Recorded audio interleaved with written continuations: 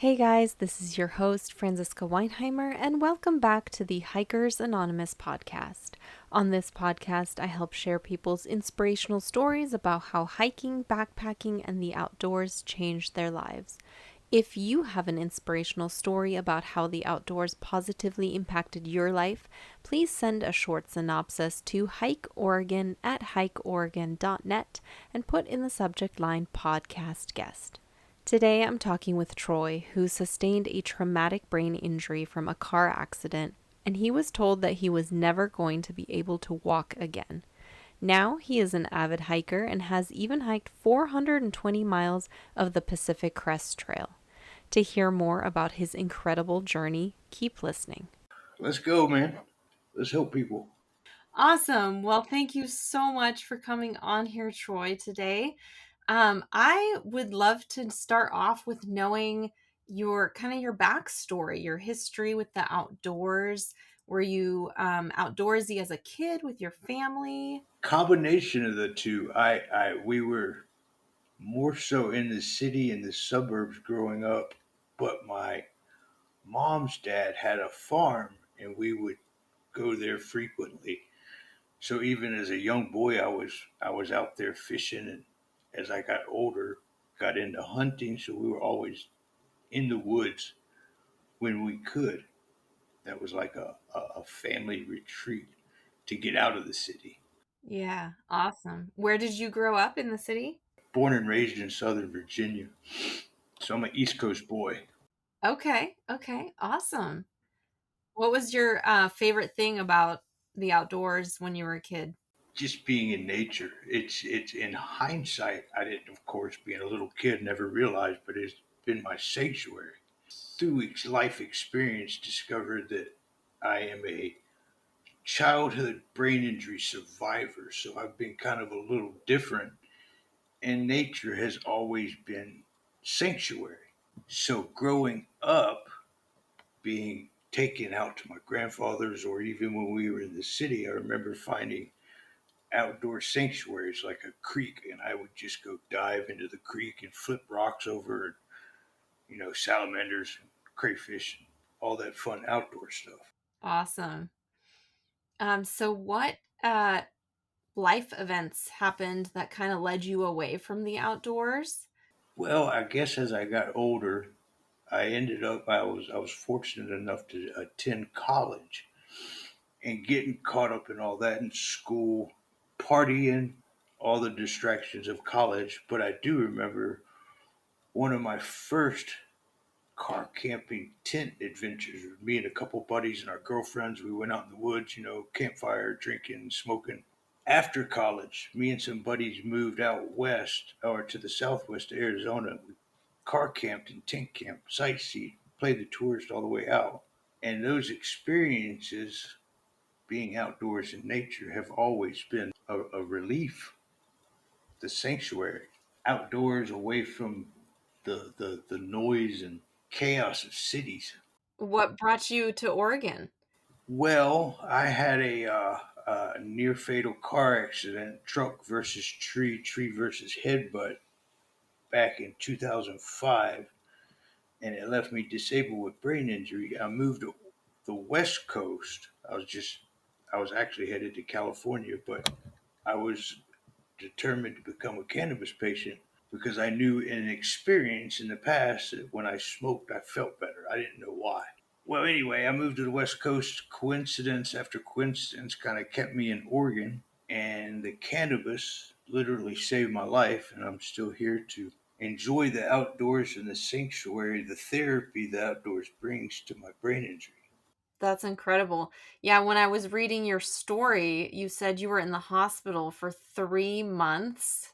Yeah, I don't remember. I hit the tree, and I woke up in a nursing home 7 months afterwards. Wow. The hospital for 3 months, and then nursing home for 6 months. I remember the last 2 months, but I woke up in the middle of the night like somebody flipped a switch. No memory. There's some old guy in the hospital bed across the room. TV's on. Had no clue where I was. This is not my cabin. Where's my dog? It was pretty pretty crazy. I wasn't supposed to live. Allegedly, I wasn't supposed to wake up. They told me after I woke up that I was never going to walk again. I was never going to leave the nursing home. That was probably the best thing they could have told me, because a few weeks later, I was up walking around. A few weeks after that, I was walking right out of the front door. My motivation and ultimate reward was to take my dog hiking. I discovered after I woke up that my dog was okay. People were taking care of him. So hiking got me out of a wheelchair. June 25th will be 17 years since the nursing home. 2009, the fall, October was when I got to Oregon, and I have been seizure free 14 years.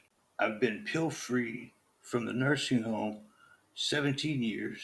All of the reliefs from cannabis allow me the ability to get out into the outdoors for the therapy I get there. I rewatched, I think it was your 2021 question and Q&A vlog, and you described it amazing when you get outside and the release inside your head, the in nature. And I mean, you could watch nature on TV all day long, but unless you get out, I've seen repeatedly on the news or read where outdoors is beneficial all across the board, mental health, everything.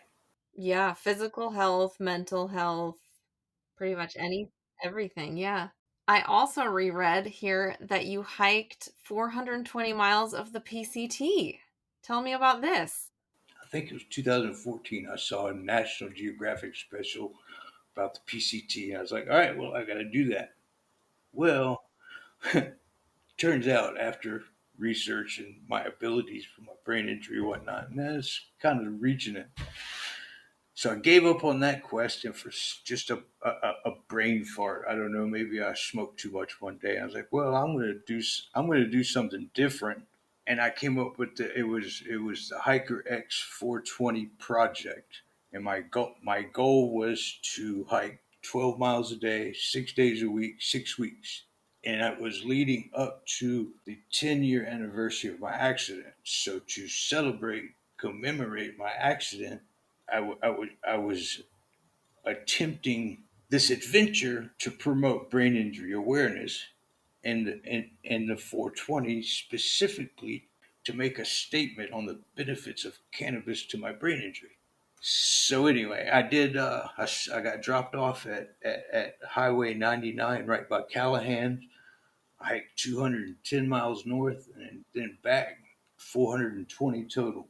And you'll appreciate this. My turnaround at 210 was Charlton Lake. Your silly Charlton Lake vlog. That was your first one, wasn't it? Yep, yep. My first real hiking YouTube vlog. Yep.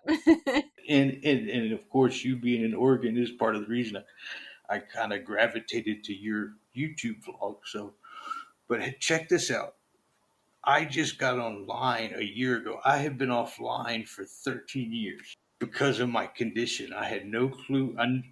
I had heard what vlog and YouTube. I didn't know what it meant until a year ago. So now being back online, the installer mentioned Roku, so I got Roku that led to YouTube. I think your Rogue River hiking vlog was the first one I watched.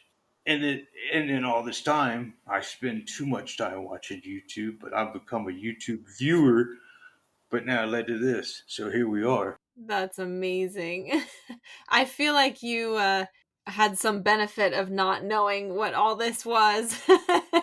Because I feel like now that, like, once you're in it, it's hard to kind of disconnect.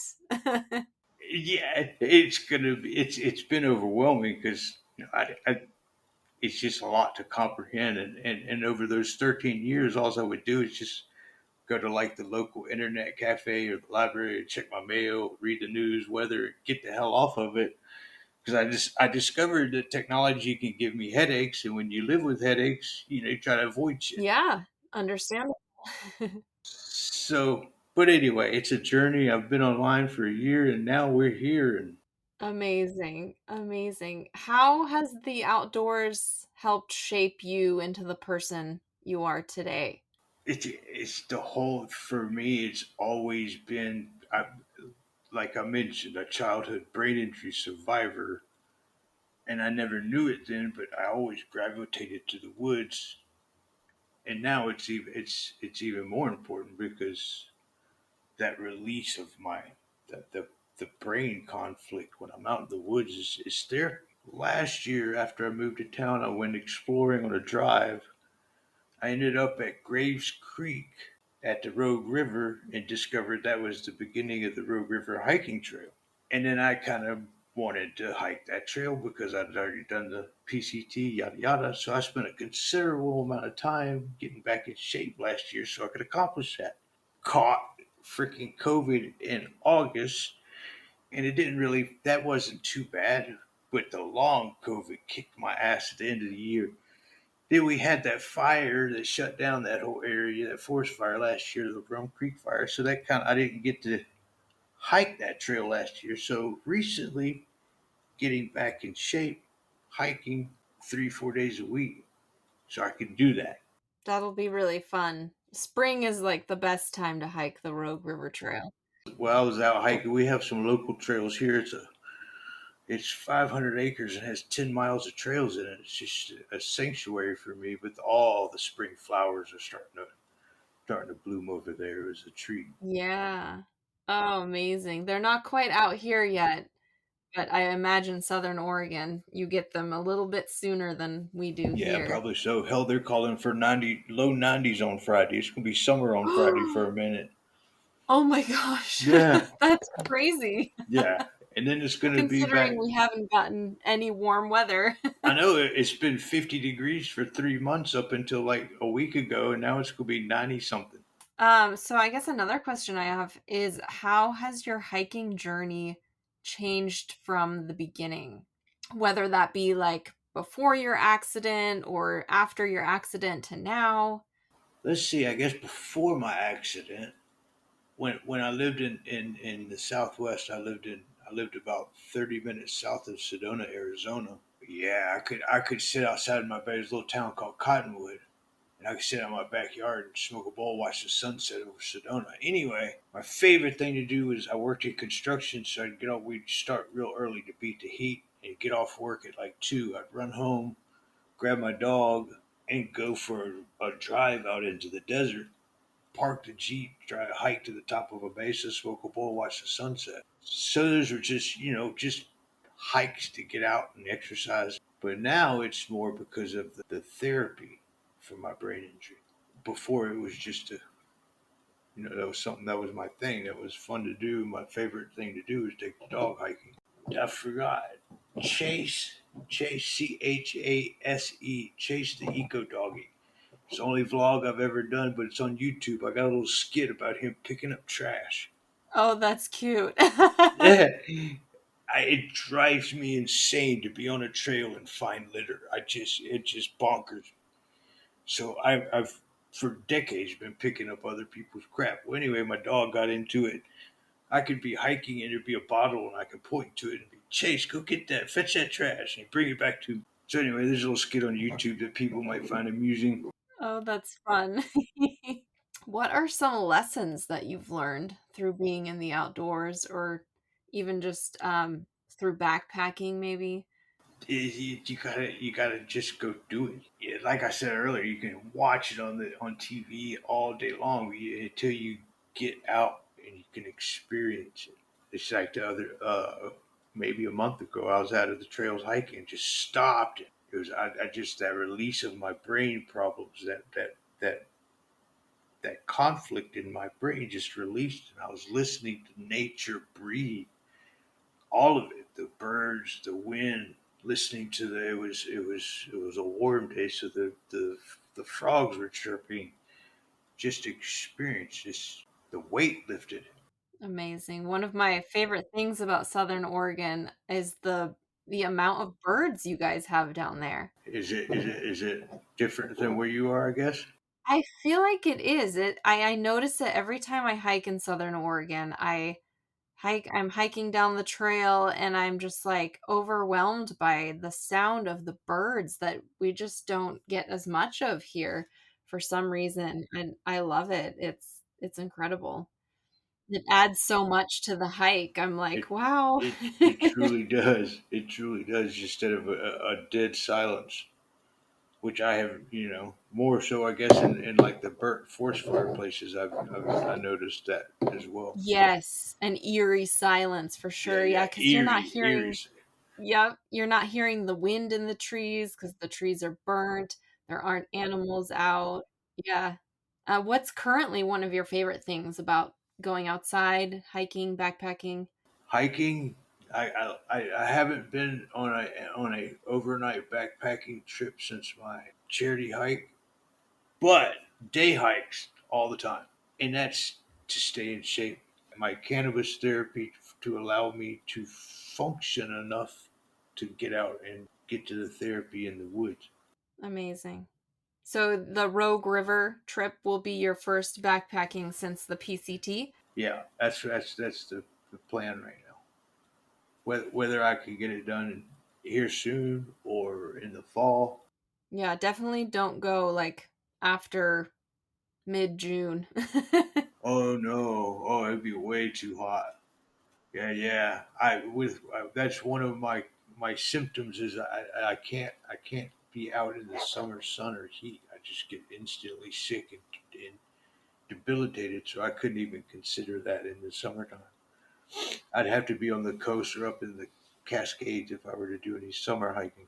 What was your one of your favorite things about the your PCT section hike that you did? I got serenaded by wolves. It was amazing. I was close. I was getting close to Crater Lake National Park from like I said, coming well, I had by that point I had passed Hyatt Lake and I was about 10 miles south of Crater Lake National Park and I had just woken up and got all the camp stuff, put my backpack on, started hiking. I had an MP3 player jamming earbuds in, and I heard this crazy noise. I stopped and ripped out my earbud, and I can hear a wolf howling. How do I describe? I was so giddy. It was one of those moments where it was like, holy crap, that's the coolest thing ever. So I'm keeping on hiking, and the wolf howls again. Of course, I'm just in heaven, hiking on clouds. Ah, woohoo! So I hike, and like 3 or 4 times this wolf howls, and it was the side of the mountain sloped up to my left. I'm going northbound, and it goes down into a short valley to my right. Bunch of underbrush, and this whole time had no concept. It never occurred to me there's an apex predator, close. And all of a sudden, this wolf howls again, and he's not down below me. He's come up in front of me. He howls back at me, and it was with so much force and power. I literally felt the shockwave kind of vibrate through my chest. It was just unbelievable. And that was the only time I started to get nervous. I had my bear spray out, my air horn out. I don't, what do you do? Oh, I'm sure he saw me and I couldn't see him because of the underbrush. Oh, it's so close. And I saw something out of a corner of my left eye, and I look up and there's another hiker coming down the trail, and his eyes were, the size, the size of saucers because he's hearing this too.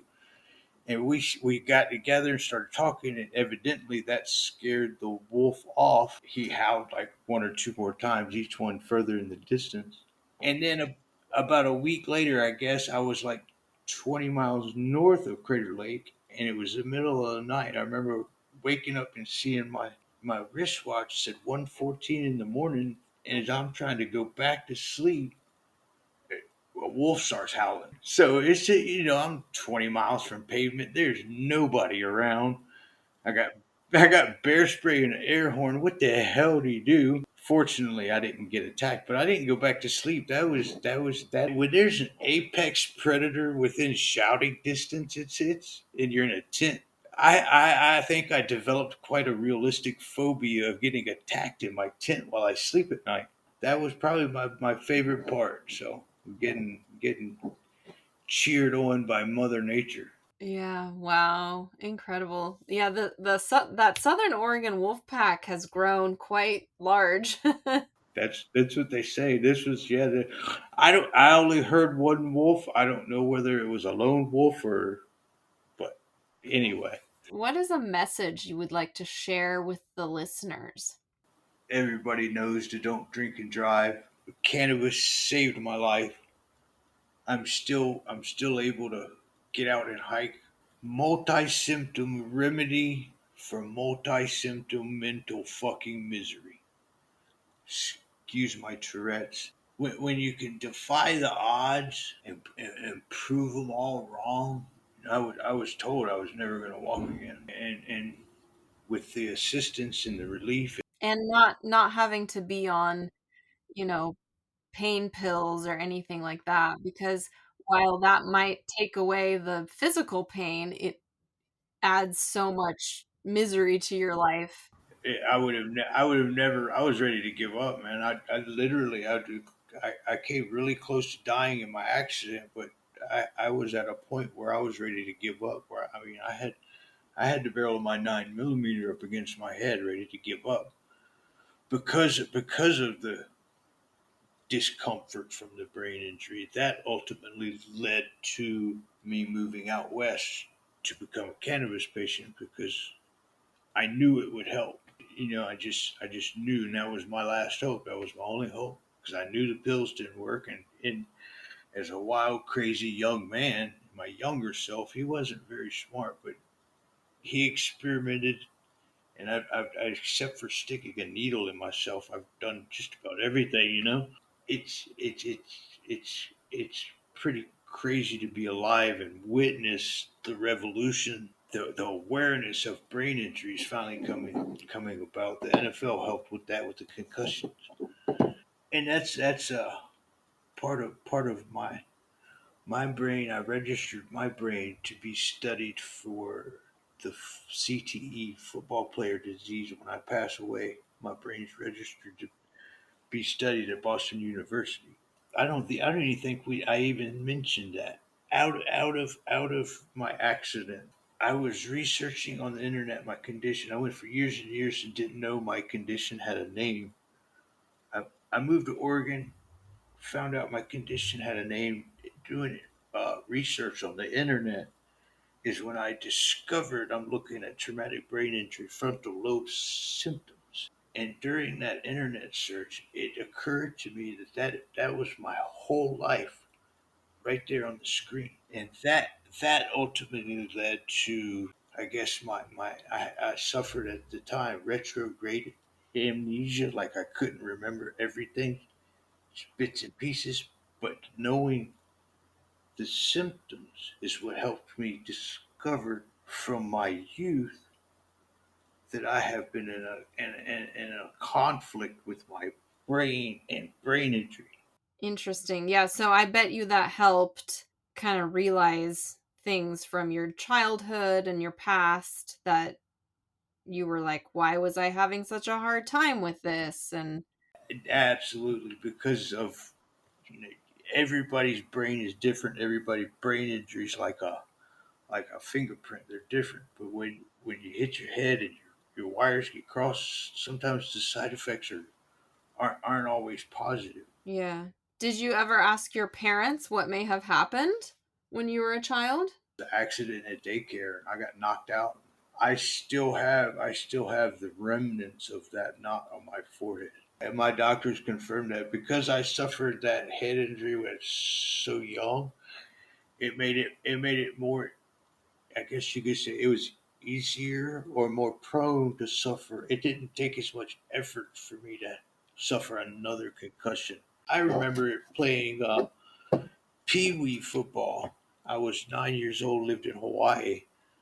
This was 1980, and I think it was a game, maybe practice. I remember going to the coach, and I was almost in tears. I was like, "Man, my head hurts so bad, coach." And he was like, "Oh, you'll be okay. Walk it off. Get back in there. You're doing great."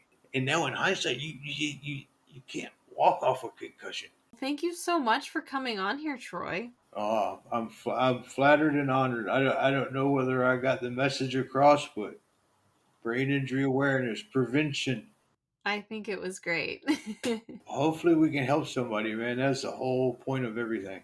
Yeah, totally. Totally. Smoke a bowl and go hiking.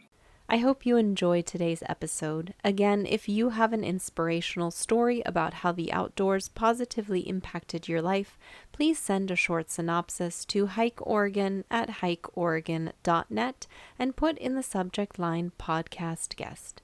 Thank you so much for listening. Stay safe and happy trails.